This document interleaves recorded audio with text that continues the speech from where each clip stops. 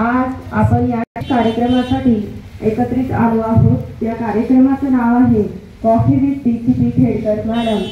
या कार्यक्रमाच्या माध्यमातून आपण कायदा, सुरक्षता आणि सामाजिकता या विषयावर चर्चा करणार आहोत। तत्पूर्वी आपण मॅडमच्या कार्याचा परिचय करून घेणार आहोत। या विषयात पोस्ट ग्रॅज्युएशन केलेला आहे। वयाच्या 20व्या वर्षी त्या शिक्षिका म्हणून कार्यरत झाल्या। 2007 मध्ये भंडारा जिल्ह्यातील तुमसर येथे पोलीस उपाधीक्षक म्हणून त्यांची निवड झाली। झारखंड येथे सायबर क्राईम रोखण्याचे काम त्यांनी यशस्वीरित्या पार पाडले आहे। सध्या त्या पिंपरी चिंचवड पुणे येथे पोलीस उपाधीक्षक पदावर कार्यरत आहे। त्या केवळ प्रशासनिक अधिकारी नसून सदृढ नेतृत्व, दृढ नीतिमत्ता प्रेरणास्थान आहे। त्यांच्या कार्यकुशलतेने त्यांनी पोलीस खात्यामध्ये आपल्या कार्याचा ठसा उमटवला आहे। तरी मॅडमच्या कार्यासाठी आपण जोरदार टाळ्या वाजवून त्याचे स्वागत करायचे आहे। आजचा जो आपला मुख्य कार्यक्रम आहे, सर्व्हिस केले अनेक बुलढाणेकरांना त्यांचा सगळा परिचय आपल्याला सगळ्यांना आहे। पण सामाजिक कार्यकर्ता पण आहे आणि त्या दृष्टीनं आपल्याला थोडंसं अगदी मन मोकळेपणानं त्यांच्यासोबत आपल्याला चर्चा करायची आहे। बुलढाणा शहरात हार्दिक स्वागत करतो। बुलढाणा शहर म्हणजे एक कुटुंबाचं एक शहर आहे आणि या शहरात बुलढाणा राजमाता बाबासाहेब जिजाऊंचा बुलढाणा जिल्हा आहे। या बुलढाणा शहरात स्त्री पुरुष समानता हा ग्रंथ त्यांनी 1868 मध्ये लिहिला होता। कारण ते शहर आहे आणि महिलांच्या बाबतीत मानस फाउंडेशनच्या वतीने DF कला आहे। यांनी विशेषतः विभाग महिला एकल महिलांच्या बाबतीत तो कार्यक्रम सुरू केलेला आहे।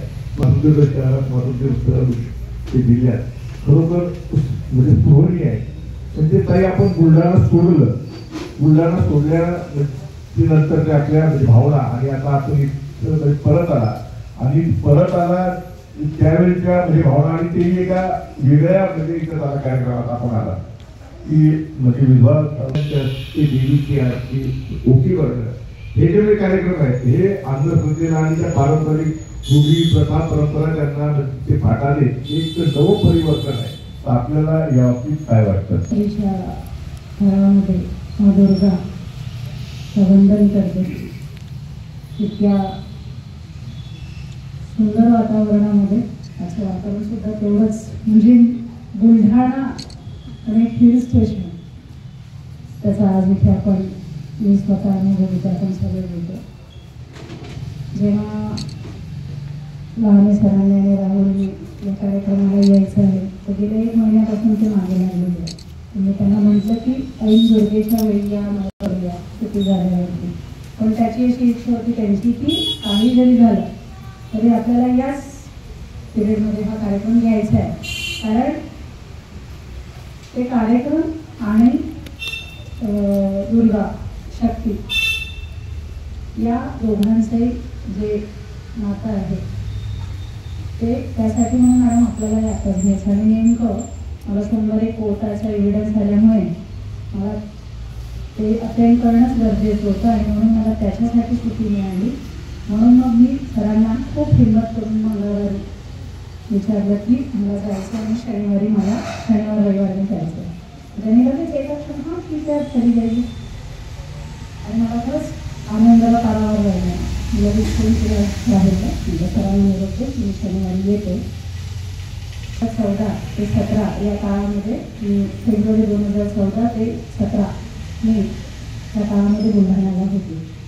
मी इथून नागपूरला गेले आणि नागपूरला कसं की कोणी रजेवर जरी गेला DCP तर नुसतेच मेसेज येणार तुम्हाला व्हॉट्सअपवर की I am on the charge with DCP Khedkar. पण बुलढाण्याला असताना आम्ही असं कधीच करायचो नाही। म्हणजे खालचे जे ॲडिशनल एसपी असायचे त्या ॲडिशनल एसपीला आम्ही फोन करायचो, अरे यशवंत रजेवर जात आहे, आता काहीच नाही आहे, सगळं आटपलेलं आहे, पण इथे ते थोडं लक्ष ठेवा, अशी अडचण येऊ शकते किंवा असं नाही किंवा असा कार्यक्रम आहे काय नाही। सरांना त्रास नाही व्हायला पाहिजे, म्हणजे एस पी सरांना त्रास नाही, ते असं कम्युनिकेशन आमच्यात असायचं आणि ते सांगूनच मी त्यांना द्यायचे. हे झालं बुलढाण्याचं वैशिष्ट्य की तुमच्यामध्ये कम्युनिकेशन जे आहे ते मग आमच्या पोलीस विभागाचे साथीदार असो, कर्मचारी असो की तुम्ही सगळे बुलढाण्याचे असो, त्या प्रत्येकासोबत माझं तेवढंच कम्युनिकेशन खूप जवळ राहिलं. म्हणजे मी बऱ्याच लोकांना चेहरे बघितल्यानंतर मला एक एक गोष्ट आठवते. म्हणजे काळे साहेबांना मी अपेक्षित केलंच होतं की सावस्कर येतील म्हणून, पण मला त्यांच्या कार्यालयामध्ये आम्ही गेलेला अनुभव अजूनही अशा डोळ्यासमोर तळत.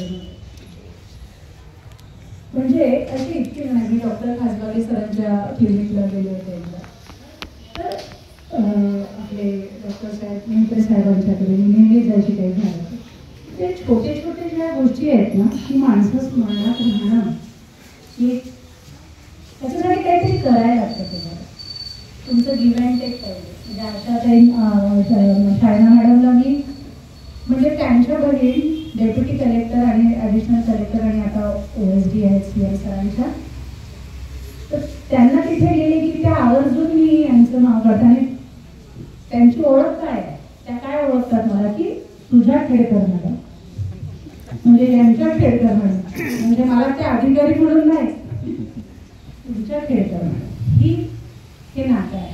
तुम्ही नागपूरला गेले खूप वेळेस 7 वर्ष तिथे राहिले, पण बुलढाणा जिल्ह्याने जे माझ्यावर प्रेम केलं, बुलढाणा जिल्ह्यातले जे सगळी मंडळी मला अजूनही माझ्या संपर्कात आहे आणि तो संपर्क किंवा तो संवाद मी इतर ठिकाणी तेवढ्या प्रमाणात मला नाही